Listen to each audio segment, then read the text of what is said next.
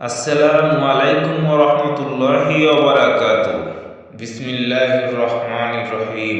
আজকে আলোচনা করব একটি বিশেষ গল্প নিয়ে এলাম। এই গল্পটি হচ্ছে সাবা জাতির ধ্বংসের কাহিনী। তো চলুন শুরু করা যাক। বন্ধুরা, আজ আমরা জানব কোরআনে বর্ণিত এক শক্তিশালী সভ্যতার গল্প। এক এমন জাতি যাদের জন্য আল্লাহ পৃথিবীর বুকে সৃষ্টি করেছিলেন অগণিত নিয়ামত, কিন্তু অকৃতজ্ঞতার কারণে যাদের উপর নেমে এসেছিল ভয়াবহ ধ্বংস। এই জাতির নাম সাবা বা সেবা জাতি। সাবা ছিল ইয়েমেনের অঞ্চলের এক সমৃদ্ধ রাজ্য।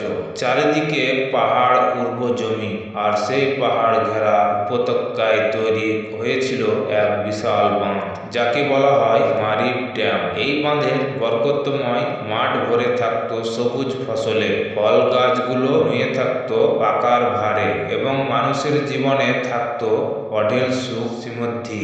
কোরআনে আল্লাহ বলেন, তাদের জন্য ছিল এক পরিষ্কার নিদর্শন, দুপাশে দুই বাগান। আমি বলেছিলাম, তোমরা আমাদের রবের রিজিক খাও এবং তার কৃতজ্ঞতা প্রকাশ করো। সূরা সাবা 15 নম্বর আয়াত। অর্থাৎ তারা যদি কৃতজ্ঞ থাকতো, তাদের জন্য নিয়ামত আরো বাড়ানো হতো। কিন্তু সমস্যা শুরু হলো এখান থেকে। সমৃদ্ধি তাদের বিনয়ী রাখার বদলে তাদের করে তুলল অহংকারী। তারা আল্লাহকে ভুলে গেল, নবীদের উপদেশ উপহাস করতে শুরু করলো এবং পাপাচার অবাধ্যতায় ডুবে গেল। অতঃপর আল্লাহ তাদের সতর্ক করলেন, কিন্তু তারা শোনেনি। একদিন শুরু হলো এক ভয়াবহ রাতের ঘটনা। আকাশ ভারী হয়ে উঠল, ঝড় বাতাস বইতে লাগলো, আর সেই পাহাড়ি বাঁধে দেখা দিল ফাটল। তারপর হঠাৎ গর্জন করে খুলে গেল বাঁধের প্রাচীর। মুহূর্তের মধ্যেই প্রবল বন্যা স্রোত ধুয়ে নিয়ে গেল তাদের বাগান, ক্ষেত, ঘর বাড়ি, সবকিছু। সবুজ বাগানগুলো পরিণত হলো শূন্য মরুভূমিতে। যে জমিতে ফলের বাগান ছিল, সেখানে জন্ম নিতে লাগলো কাঁটা আর বিষাক্ত গাছ। কোরআনে এটাকে বলা হয়েছে সেলুল আরিম, অর্থাৎ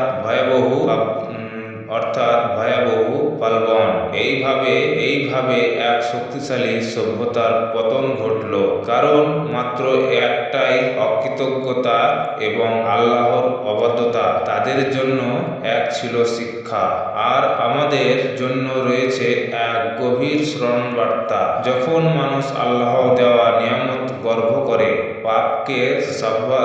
পাপকে স্বাভাবিক মনে করে, আর সত্যকে অবহেলা করে, তখন নিয়ামত বদলে যায় গজবে। কোরআনে আল্লাহ সতর্ক করে বললেন, তোমরা কৃতজ্ঞ হলে আমি অবশ্যই তোমাদের জন্য নিয়ামত বৃদ্ধি করব, আর যদি অকৃতজ্ঞ হও তবে নিশ্চয় আমার শক্তি অতি কঠিন। সূরা ইব্রাহিম আয়াত নম্বর 7। বন্ধুরা, সাবা জাতির ঘটনা শুধু ইতিহাস নয়, এটি এক চিরন্ত সত্য। শ্রীমতী পাপের অনুমতি দেওয়া না, বরং দায়িত্ব বাড়ায়, রবের সামনে বিনয় হওয়ার। আসুন আমরা সবাই কৃতজ্ঞ হই, আল্লাহর দেওয়া নিয়ামতকে সঠিক পথে ব্যবহার করি এবং তার স্মরণে ফিরি। আল্লাহ আমাদের সবাইকে হেদায়েত দিন, আমিন।